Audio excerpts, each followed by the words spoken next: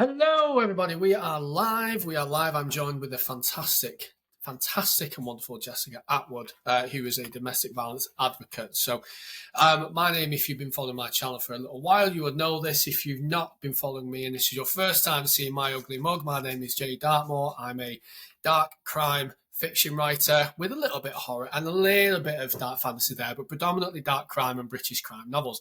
My book here, Left for Dead, is currently available on Amazon, and you can purchase it today, please. So I also have a background in crime and investigation, and one thing that I love doing is talking about domestic abuse, coercive control, and also borderline personality disorder, narcissistic personality disorder, and all that kind of fun stuff. So today joining me is the incredible Jessica Attwood, who is a domestic violence advocate, and she works alongside and supporting victims who are victims of coercive control and narcissistic personality disorder, narcissistic abuse. And I thought I'd bring Jess on to highlight what we can do, what the police and what services can do to support people in relationships like this, either during the relationship or after the relationship, and also just to highlight from her perspective challenges what she faces and also things what people can do inside relationships to identify said abuse. So Jess, if you just want to introduce yourself please to our wonderful viewers, that'd be lovely. Yes, so I'm Jess Attwood. I'm a domestic violence advocate.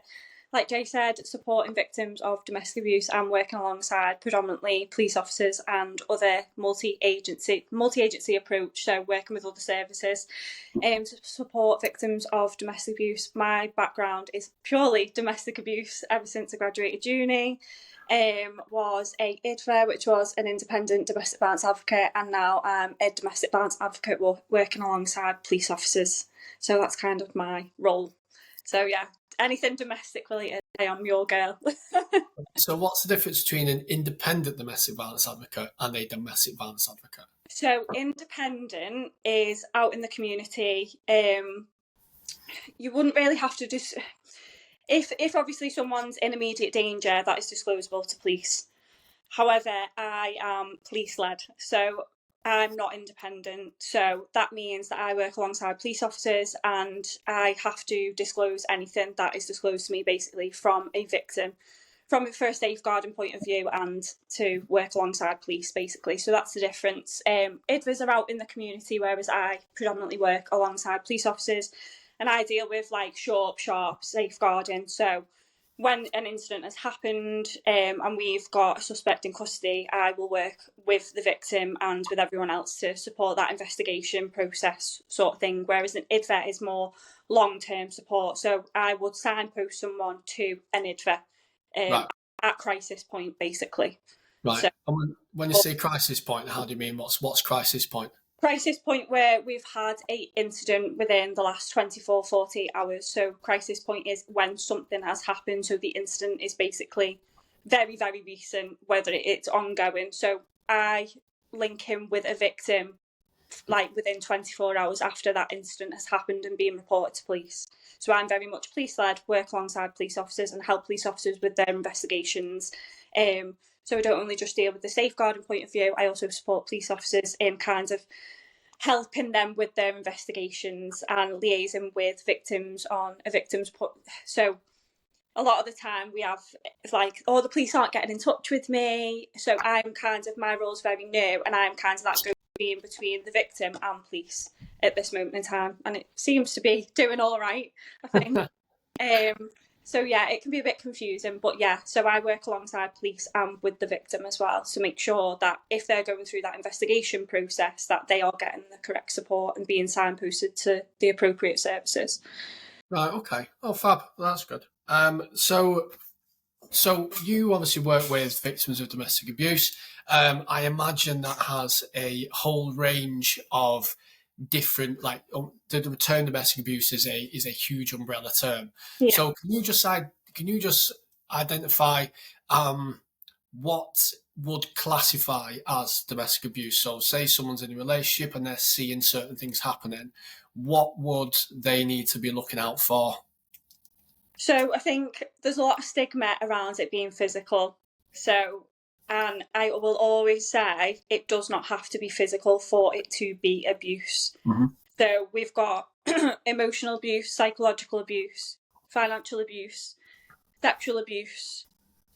Financial abuse is now economical abuse, so it doesn't have to just be financial. So it can be withholding someone from transport, going to and from work, withholding someone from being able to go out and get work. The financial elements change. So a lot of people just think that it has to be physical, but that's not how it. That's not really how it starts. So it can start off verbal. So and a lot of the time, I always get victims saying, "I would rather be assaulted than the emotional side of it." So a lot of the time, a lot of the cases that we do come across, it's ended up being physical, and that's when we often get people reporting. But then that's not how it started. So it can be very early on. When someone is controlling very early on in that relationship, it doesn't often start physical. I mean, there are some cases where it can progressively get to that point very, very quickly. However, a lot of the time, that escalation point doesn't happen for months, if not years. So it all starts very much emotional, verbal. The control, very, very clever, as you know, and how they gain that control. Is often from a form of commitment, that we see things then escalating. Once someone's got that control, that commitment, that relationship developing very quickly, that's when the control kind of starts. So, you're like, my point is, it doesn't have to be physical. A lot of it is emotional and verbal abuse that someone is subject to before it gets to the point of it escalating. And sometimes it never does escalate to physical. It can just be emotional, verbal. So those are the challenges that we face, because not a lot of people know that is abuse until we point that out to them. So when I've looked into cases, or I've spoken to people that have been victims of it, and even from my own experience, is the physical abuse is normally the tipping point. That's when people turn around and go, actually, something's wrong here. And it's only when you get talking to them and you start scratching the surface and you ask about their daily life, they go, you go, do you work? No, I'm not allowed to. Why not? Because it doesn't want me going out speaking to men. Right, okay, I used to wear loads of makeup. I don't wear makeup anymore. And I've stopped speaking to my mum. I've stopped speaking to my friends. I'm not allowed my own Facebook account. I'm not allowed to go on social media. He withholds, because I'm not allowed to work. He has all the money, and he withdraws the money if I don't do what he says. And he calls me fat, and he calls me ugly, and he calls me this, and I'm being accused all the time. And that was, and I didn't even realise that was happening until then he punched me, or he slapped me, or he pushed me. And that's when I rang the police. And that's when the police will go in, and like I said, they start uncovering what happened, and you're sitting there and you're going, okay, so you've been involved in this for a long time. The punch or the slap or the physical side was the catalyst to the point of you contacting services. And it's interesting what you say when you talk about people would almost rather be slapped or punched or assaulted than the mental stuff. And I think from what I understand is, I think that's because, one, it's tangible, you can see it. You've got a bruise, your face hurts, that happened. And it's almost proof in a way of something happening, because if they're just being a bit nasty, you might think, well, did I cause that? Have I caused that? So it's easier to ignore, and people change their lives in order to, they kind of get used to the whole relationship as a whole. And it's only then when the physical abuse starts, then they can turn around and go, okay, well, that was the point I knew something was wrong.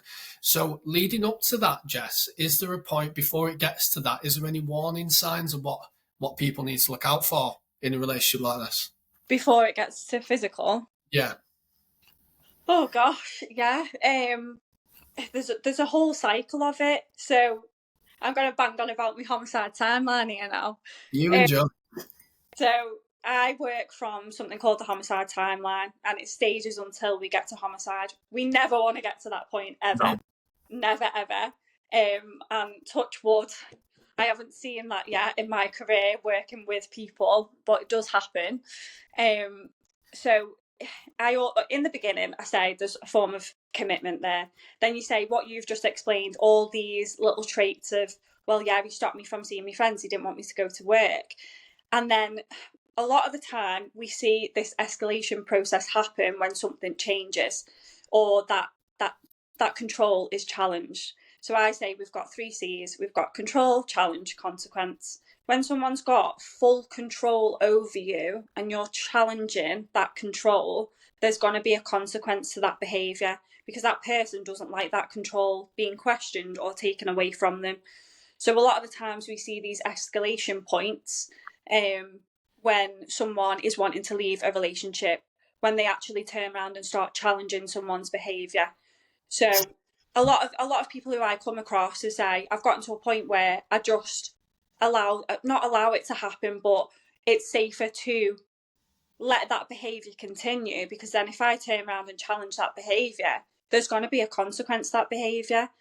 And not a lot of the time people will see it like that. You know, it's managing that behaviour. And I always say people, because when I have other professionals question why does someone continuously put up with that behaviour, it's not that they want to, it's that they feel safer within that environment because they are able to manage that behaviour. A lot of times I'll come across people who say, well, if I leave this relationship, I don't know what he's going to do next. I don't know where his head's at. You know, if I know where he is or what he's doing and I'm still in that relationship, I am keeping myself safe because I'm able to. A lot of people think they can manage that behaviour themselves. And that's where it can be really, really dangerous, because I often speak about boundaries, and you know, if we're continuously being in this cycle, that person is just feeding off that control, aren't they? And obviously you've displayed that in a lot of your videos and explained it amazingly, and that, you know, I really, really like those videos that you do. So things to look out for is if that, you know, there's a point in the relationship where you actually want to walk away from it, or you are starting to question it, because that's when things will escalate. And behaviour wise, when someone's controlling, I think a lot of the time it is when you're just challenging that control, and that's when things do escalate. And that's what I see a lot of. The assaults happen when someone is questioning the relationship, whether they want to be in it or not, or they want to leave the relationship, and it's like, well, no, that's when it escalates, because it's like, I'm going to do everything within my power to keep that control now, and that's when it can escalate and things do get physical. However, a lot of the cases that I come across, we have these threats of, I'm going to kill myself. Yeah. That's, you know, that's a massive manipulation tactic that someone who is controlling will use, and I come across that day in, day out, and that person feels like they have to remain in that relationship and not leave because they're worried that that person is going to go and do something. And you know, I do come across that day. That's one factor where someone won't leave the relationship because they're scared about what the other person is going to do to themselves. Mm-hmm. When it comes to violence, Jess, what I found is it doesn't have to be violence against the victim. It doesn't have to be perpetrated on the victim. It can be the perpetrator says they're going to be violent towards themselves, they're going to hurt themselves, or they're going to hurt the children, or they're going to hurt the family pet, or they're going to hurt the, you know, some other agent, some other person. Yeah. And if that control is challenged, or if they lose that control. I don't know if you'll be able to answer this or not, but if you was in a controlling relationship and they threaten to kill themselves, how likely is it they're actually going to go through with that threat? Oh, I don't like to answer this, but I will always say it's a massive manipulation tactic. Statistics show, and from my experience, I don't think I've come across a perpetrator of domestic abuse who has carried out that threat. Yeah. That is just my experience is the same as well. And of course, we can't say they never will, because all it takes is one person, then that's not true anymore. But it isn't, in my experience, it isn't done as a genuine threat to themselves. It's done as a way to claim that person back and to bring that person back. Yeah, 100%. And it's an awful manipulation tactic which people use, because what I've found with doing my research and, you know, experience, etc., is these people who are a controlling perpetrator, they prey on people who are very emotional, empathetic. So then they know that that person cares about them, so that when they threaten to harm themselves, that's the ultimate thing of eliciting guilt, eliciting control, and pulling on those heartstrings. And that's what they're counting on. And it was really interesting what you said about when the relationship is, when it's happening, people feel that they can manage the behaviours because it's become a new kind of normal. If anything, if there's never any kind of physical side, no kind of tipping point, then they're more likely to never report it, because it just becomes a slow, gradual grinding down to the point they don't actually understand that what they're in is a controlling relationship. And when the relationship has ended, you know, so we can say just leave them, but then you spoke about that fear aspect of going, but if I leave them, that's completely new territory. They've lost that control, they've lost that hold. So then what do I do then? Or what are they going to do? What kind of things do you find happen when the relationship ends, which people need to be aware that could, you know, that are a possibility? Yeah, things really escalate in, and I will never sugarcoat the fact that when someone leaves an abusive relationship, that things do tend to really escalate.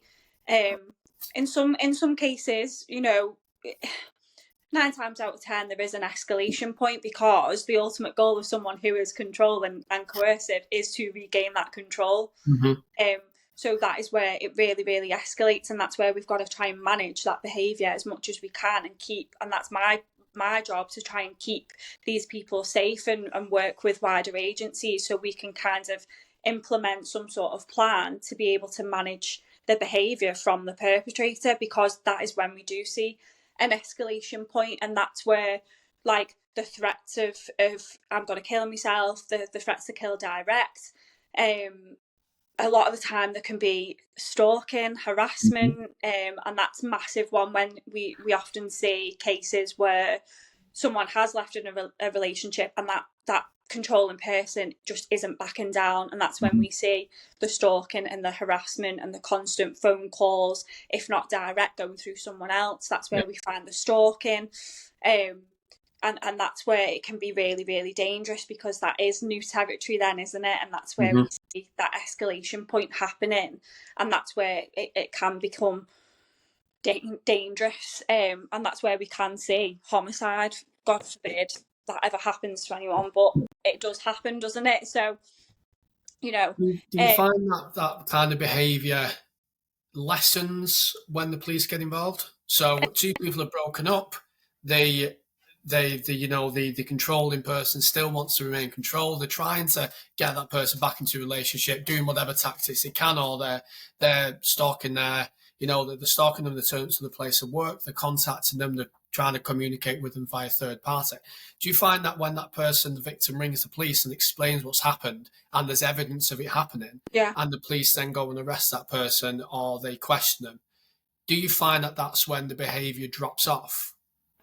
I wouldn't say it fully drops off on some cases, because I can't sit here and say, you know, when the police get involved, yes, 100% they are left alone.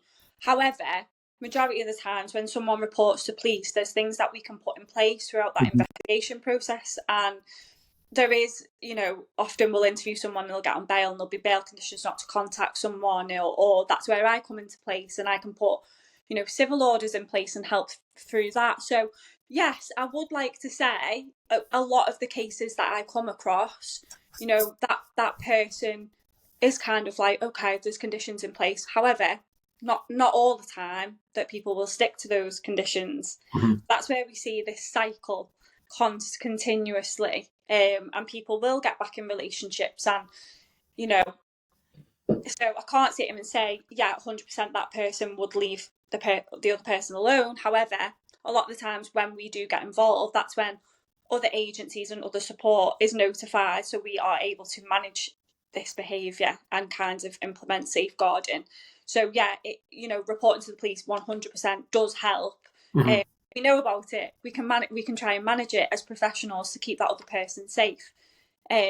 So yeah, I would like to say that reporting it to the police does help.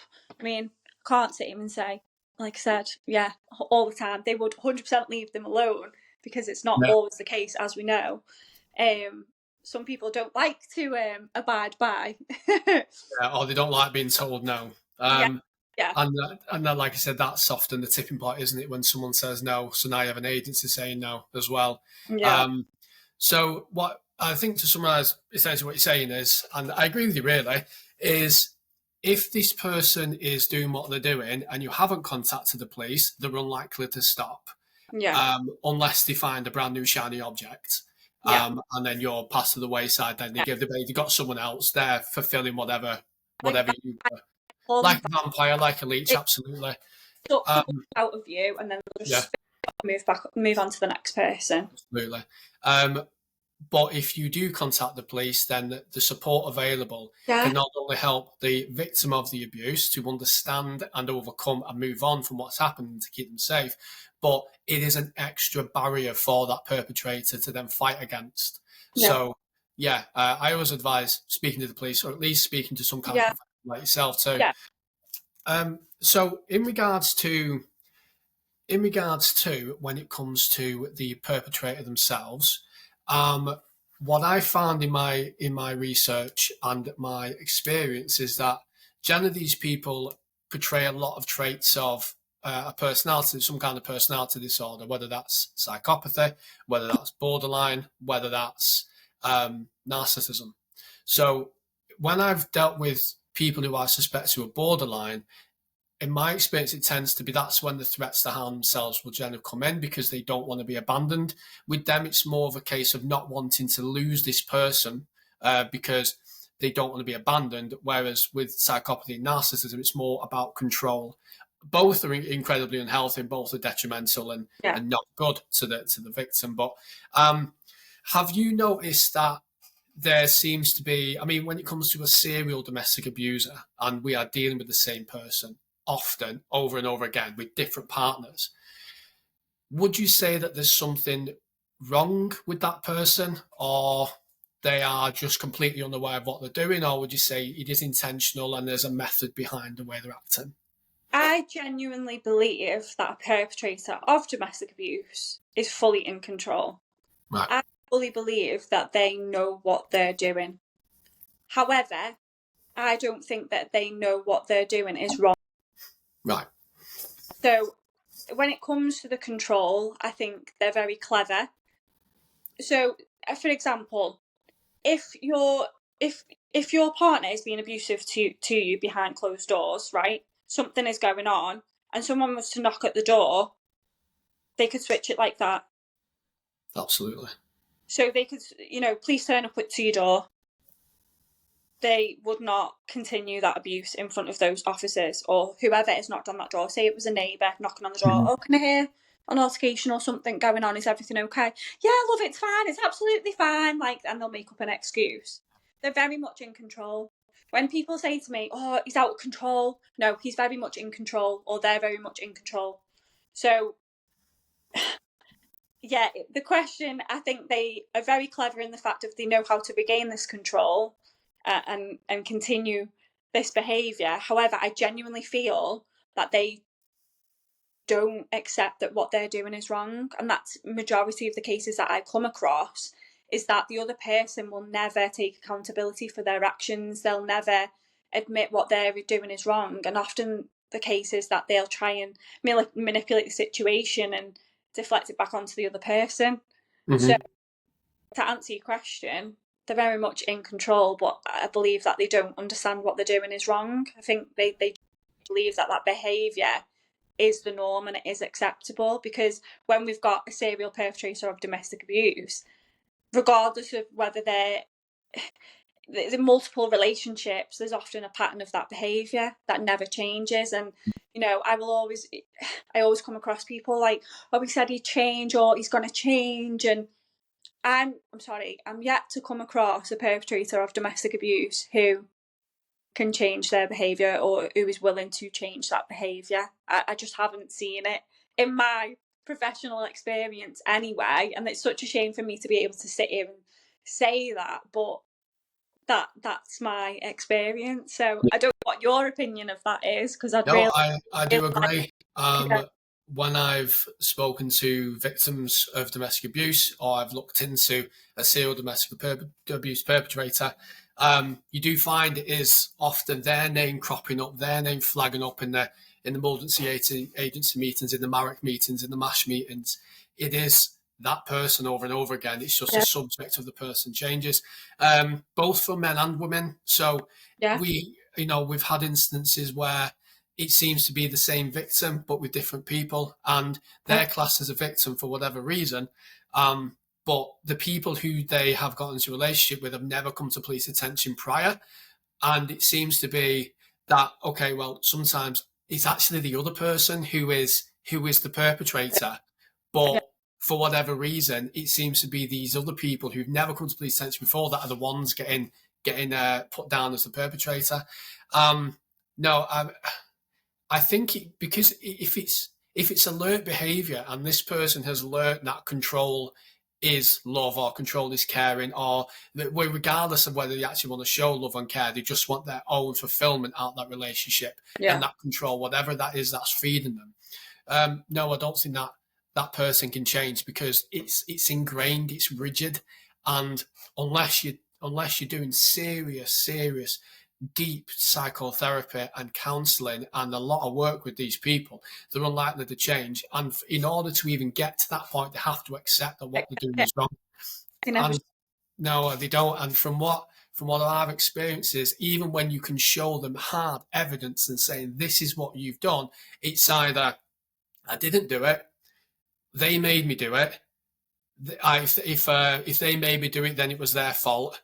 And you don't know what they're like. They've done this and they do this and they do this. Always turning it onto the other person. Absolutely. It's projection, it's deflection, because in their mind, they can't accept that what they've done is wrong, because that would mean that they're not this idealistic person that they believe they are. Because even if they're shown hard evidence or hard proof, they can still find a way to manipulate the situation and to withdraw it and deflect from it. What was interesting, what you said, Jess, is that when they are able to just switch it so easily. So, they called it wearing a mask in public. So behind closed doors, people see what this person's actually like.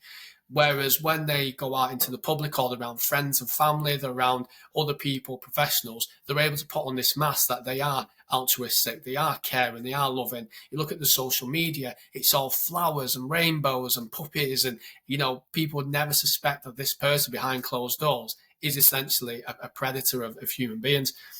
Why do you think that they put on that mask? Why do you think that they portray to the world that they are this righteous person? Do you think it's for if the relationship goes bad, people believe them?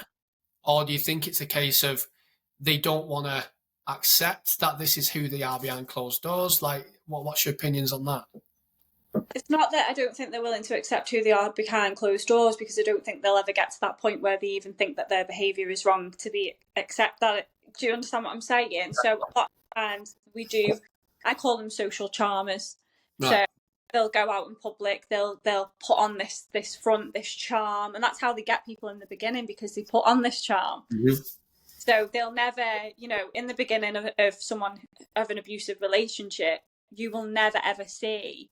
Obviously, there's early warning signs. As a professional, we can pick up those little traits and things like that. But when you're in that relationship at the beginning, it's almost like, oh gosh, this is almost too good to be true sort of thing, because they're literally wooing me. And that's the whole connection of this like social charm, and that is the person that they'll portray in the beginning. So when they do go out, and you're right, it's manipulating the whole situation. Mm-hmm. So when someone does want to speak out and does want to reach out to like the likes of the police or just other friends and family, they'll be like, what? I would never ever label that person as being capable of being able to carry out this sort of mm-hmm. behaviour. So yeah, it's I think it's a part of the wider picture of things, that if something was to go wrong, that they don't look like they're that sort of person.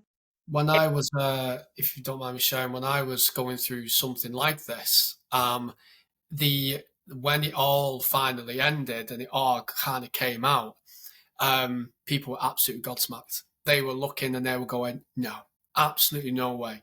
They'd look on the social media, it would be, just them having a, look how beautiful this tree is, look how beautiful this is. People who knew them in public would be like, they are so nice and caring. But of course, me, who was dealing with this person on a regular basis, saw this complete other side. And one of the reasons why I got sucked in so heavily was because you think you've met the perfect person. Yeah. You think that they are everything you've ever been looking for, anything you've ever wanted, and then they are that for a little bit. Yeah, it's spin, isn't it? It's and then slowly that then cracks down and grinds down. Yeah. So when you said early warning signs, what kind of early warning signs should people look out for?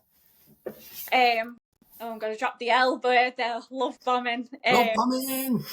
We love. I just want to clarify. Love bombing is a serious, over the top show of affection, but the difference between that and someone genuinely caring about it is love bombing does have an ulterior motive later on down the line. So don't think, oh fucking hell, he bought me flowers is a psychopath. Don't think that. Yeah, that's it. Some people are just genuinely caring and want to show you the appreciation how much they care about you. Just make that very clear that someone buying you flowers doesn't necessarily mean that they're going to be a perpetrator of domestic abuse. Like that's not what I'm saying. But like you said, there's an ulterior motive further down the line, isn't there? Mm-hmm. So yeah, it's very much like very intense, very quickly. Someone wanting that form of commitment very quickly as well. Some people go, oh, when you know, and things happen and stuff like that. Like I had my daughter within a year, and I want, do you know what I mean? It is. And that's not what I'm saying, but a lot of the times a perpetrator of domestic abuse wants some form of commitment there so they can hold that person down. So a lot of the times when I speak to people, I'll be like, well, how was your relationship in the beginning? Obviously, yeah, it was really, really good in the beginning. And then, I had that form, I moved in or I got pregnant, and that's when things started to turn. And that's, that person's now got that commitment. So they're like, hey, I'm in here now. This person's not going to leave because I've moved in with them, or we're having a baby. And that's that form of commitment. So that's always an interesting one to see how the relationship is in the beginning. And, I will always say, when I look for those little elements of commitment, and that I'm not saying like, gosh, you can't move in after like 3-4 months or whatever. Like that's not what I'm saying. But when I break down when we continue to talk about it, and then we get to the controlling and coercive elements of things, and a lot of the times it'll be, so the messages when you're going out and things like that, it'll be like, oh, in the beginning it'll be like, oh, how's your night? That's fine. Do you know what I mean? Like checking in on you, making sure you're safe. A lot of the times you'd be like, right, I'll leave you to your night, text when you get in, that's fine, that's okay. But those continuous messages when you're on nights out or you're not with that person, it's like, who you with, where are you, where are you going, what you doing, and that becomes more intense then. A lot of the times that's what I do find is, they'll start messaging me, and then if they don't get an answer to where that person is, that's when the accusations start. So, well, you've not replied to me in this time, you must be out cheating on me. Yeah. And what the victim can do in order to avoid that happening in the future is they either withdraw from going out, they change the way they dress, or they are told to keep the location settings on at all times. And I will always say, when someone is in a controlling behaviour, are you changing your day-to-day living? What are you doing? Are you changing the way you, like you said, I'll withdraw, I'll stop going out. If you weren't in this relationship, would you do you know what I mean? Would you do that? No. So it's kind of, when you sit down and unpick it all, it's like, oh, well, I have been changing my behaviour. Before I met them, I enjoyed going out, I enjoyed socialising with my friends. Now I'm stuck in the house 24/7 to appease this person because I'm worried about the consequences of what they're going to do or say if I'm to go out with my friends. And that's when someone starts to then become isolated away from friends and family because they are very much worried about what the other person, or they don't trust me. So because I'm constantly wanting to be that people pleaser, I will stop this to please this person, to try and manage the situation from it escalating. And that it's so sad that people feel like they have to do that. And then it gets worse and worse and worse, and more things start happening, and then they're completely isolated then. And, if it's funny, if people from the outside start to see this behaviour from the perpetrator, and then the perpetrator will turn around and say, don't listen to your family. Like, they don't know what's good for you. They don't live with us. And then they'll try and turn the whole family against them then. And that, and then they go, oh, well, maybe they are right. Maybe, I shouldn't listen to my mum. She's just being biased because I'm the daughter or the son. And your friends says those things about me because they just don't like me. They just don't. They yeah, don't like. They're saying that I'm relationship. this and they're saying that I'm that. Well, no, it's just them because they're sad and lonely and they don't have a partner and they're jealous. And when in reality, your friends going, this person is a fucking idiot. Like, you need to get away. You have that one brutal friend who goes, what are you doing? And then and then you're like, no, like, and then you start listening to your partner because your partner knows that person is onto them then. So they're like, yeah. So that's a massive one. That isolation is huge, and it can be a slow process. Like you said in the beginning, I have people who come to me and say, God, it's been good for 6 to 12 months, but there's all these little warning signs when you break it down, like you were saying in the beginning, I can't go out with my friends, I can't wear this, I can't do that. And when you look at the bigger picture of things, those are the early warning signs that we need to be looking out for, that you necessarily wouldn't, because you can't see that cycle, that, all these little elements of things. I've always said that the biggest weapon you can have in respect of relationships like this and getting involved in one is really strong boundaries and personal boundaries. And it's easier said than done. But when you notice that your quality of life is suffering as a result of this person, being able to say, no, I'm not dealing with that, and being able to walk away. Of course, then we get into the aspects of post a relationship, people don't want to let go, and then the stalking, etc., can happen. But I think generally early on, if people can say, no, I will wear this, and I'm not, you're not telling me what to do. There's obviously a discussion about context is required, isn't it? If someone, if you wanted to go out on a night out in just your underwear and your partner went, like, hell, are you going out like that? There's a bit more context there, isn't there? And if that happens, very rarely. But if it's a case of the person is constantly telling you what to wear, or they're checking your phone all the time, if it's a systematic pattern of abuse over time and over, context and time, then it's something what people need to be able to identify. When it comes... Sorry, go on. Set boundaries, don't we? And I will say this, and it's so hard when you're in an abusive relationship. Absolutely. Boundaries, like, it's probably one of the hardest things you'll ever do. But if you were, you've broke away from that relationship moving forward, boundaries is a massive thing. And I'll always say this, because if you're keep widening those boundaries, that person is going to go, oh, I can get away with this. I'm going to escalate a bit here, and I'm going to make things worse. So then boundaries are completely gone then, and there's no boundaries, and that person has got complete control over their partner then. And it is about implementing those boundaries from the very get-go, and kind of standing your ground and knowing that, no, this isn't what I want, and if I want to go and do this, I'll do this. And it's so hard when you've got a controlling and coercive person, because they know how to manipulate the situation in getting that control. So it is about being able to spot these early warning signs and actually going, bit of a red flag there, like, I'm going to either pull away from this relationship, or I'm going to set my boundaries, and if they don't, then I'll continue to move on, sort of thing. But it, like you said, it's easier said than done to be able to implement those boundaries when you've got someone who's very clever and switched on and knows exactly how to manipulate the situation. Someone who's done this from birth, someone who's done this from being very young, and managed to control people. Like, and if you've never been, I'd never even heard. I've heard of control and coercive behaviour, but I'd never heard of personality disorders. I never knew what gaslighting was. Never heard of smear campaign. Never heard of anything like that until I was kind of out of it, and then researching it, just going, what the hell just happened? And then you go, that happened, this has happened. When it comes to male versus female perpetrators, is there a difference? What do you mean, statistically, or do you mean? No, I mean in the way they act, in the way they elicit control over their victims.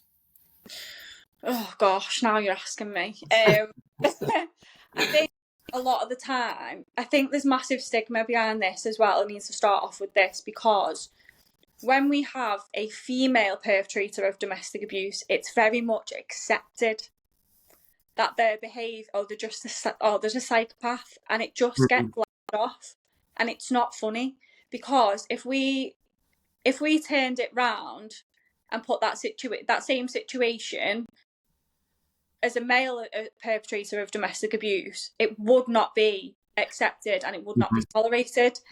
Now there's this stigma around, like, it gets laughed off that, you know, your missus tells you what to wear. Your missus tells you what to do. God, you're under the thumb. You're just from you. And whereas if it was the blood law, your boyfriend tells you what to wear and tells you what to do, and you can talk to, that's wrong. But your missus doing it, your girlfriend doing it, somehow that's your fault for being weak. You're the problem. Yeah, and it winds me up because I'm like, no. And obviously, statistically, predominantly it is male perpetrators of domestic abuse. But yes, I have come across many cases where we've had male victims of domestic abuse.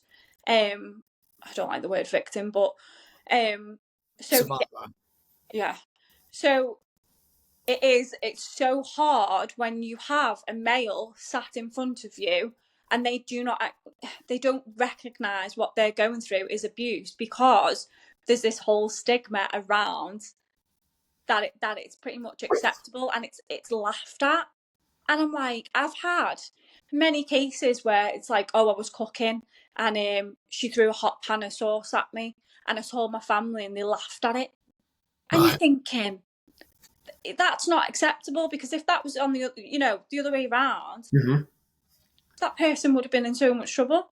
Yeah, switch it round. Exactly the same situation. Switch it round. Oh, my girlfriend slapped me when we was having an argument. All right, okay. Well, yeah, that's women for you.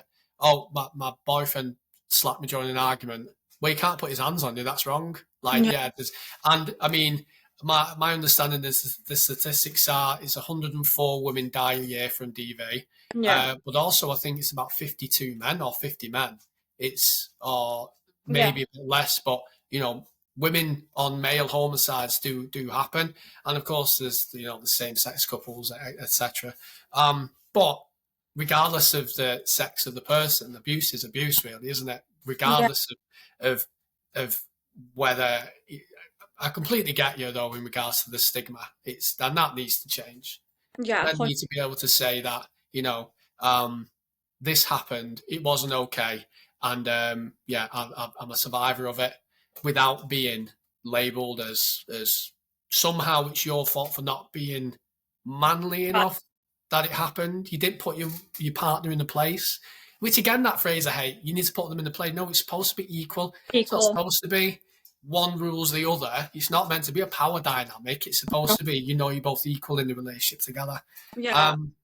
So in regards to behaviour from a female perpetrator of domestic abuse, a lot of the times it's more emotional, more verbal. It's more like the name calling, the controllers in regards over text calls, things like that, where you go in. It's very similar in the sense of, we get this from men, but it's more, I would say it's more intense. It can be more intense from a female, but then it's just accepted.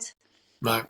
No, it shouldn't be, because, like I said, turn it around on the other way around, and yeah, not good at all.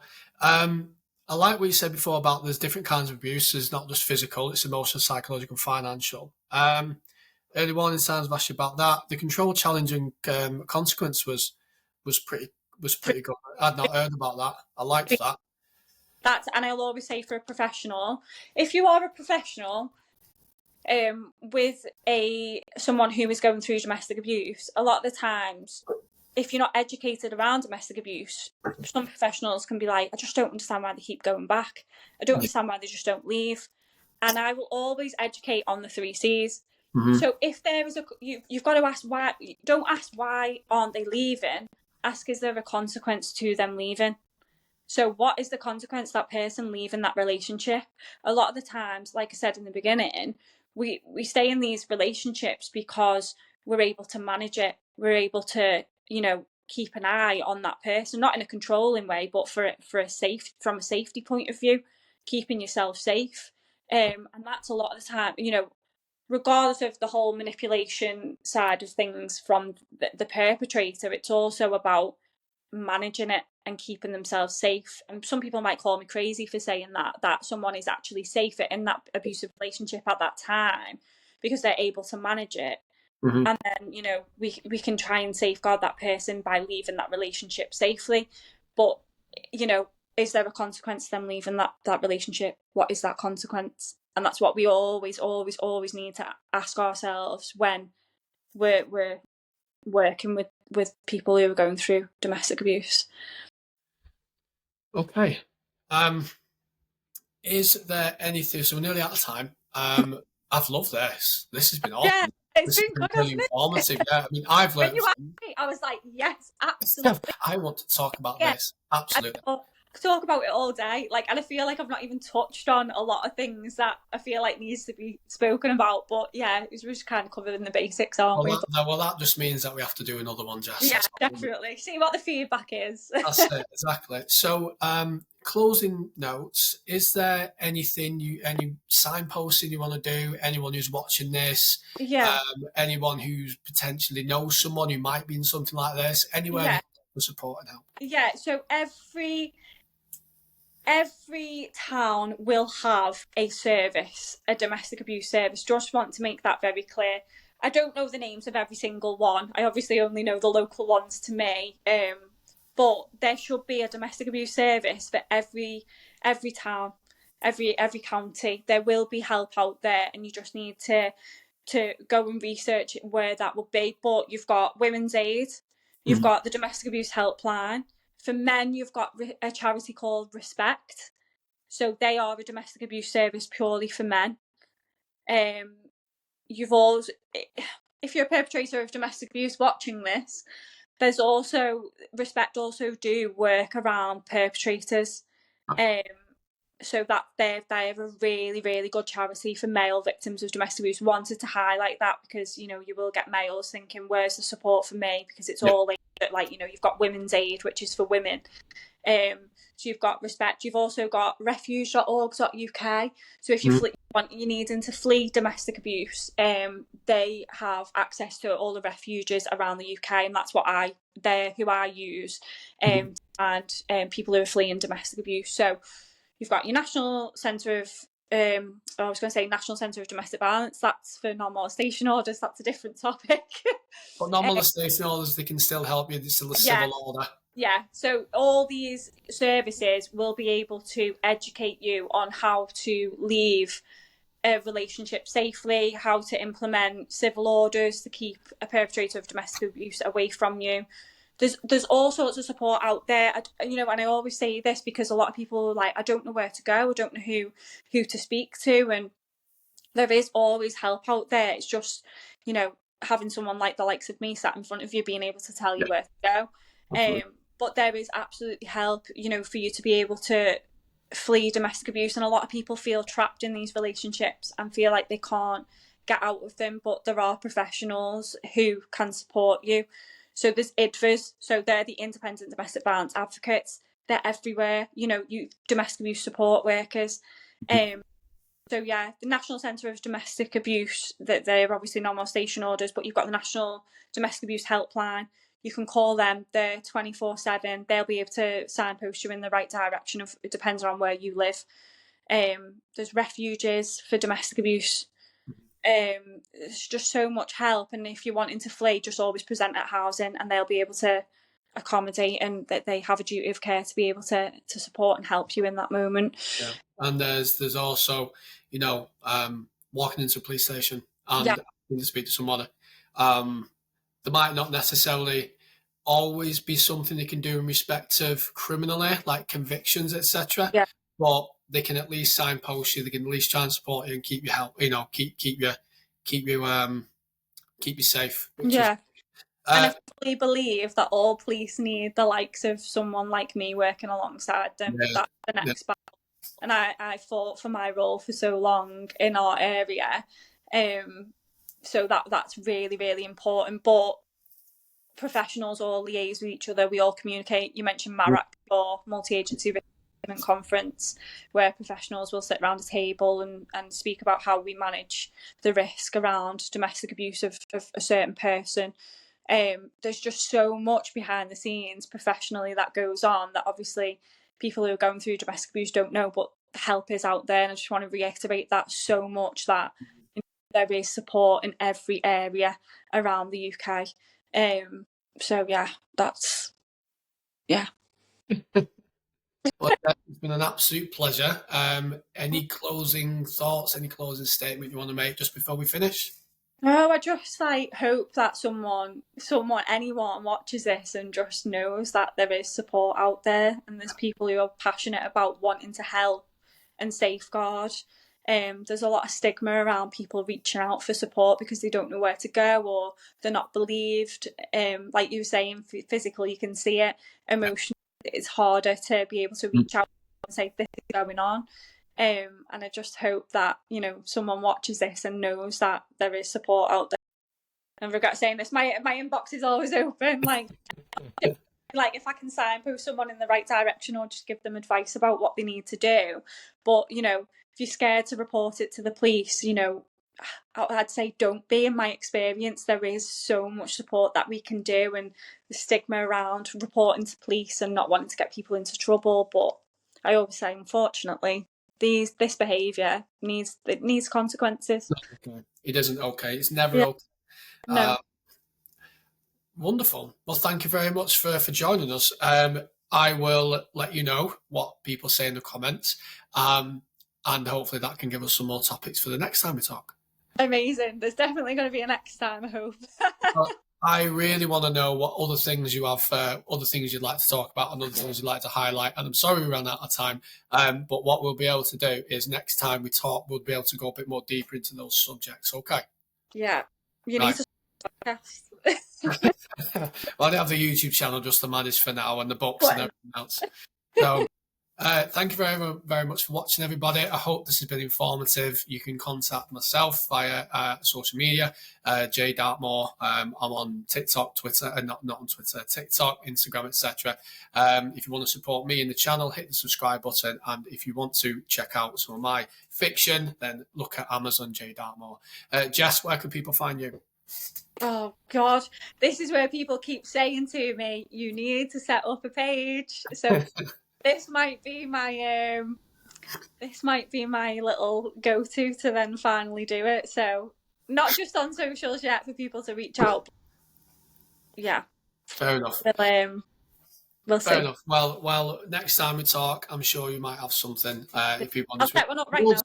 But ultimately, if people want to reach out and get advice, then they can just search online domestic abuse support, and they can go through the channels of people near them. That's the main thing. I am on TikTok at Jessica.Attwood. So Jessica.Attwood, go follow her. She's got some great content on there. Right. A pleasure, Jess. Thank you very much. Bye. Right, so that stops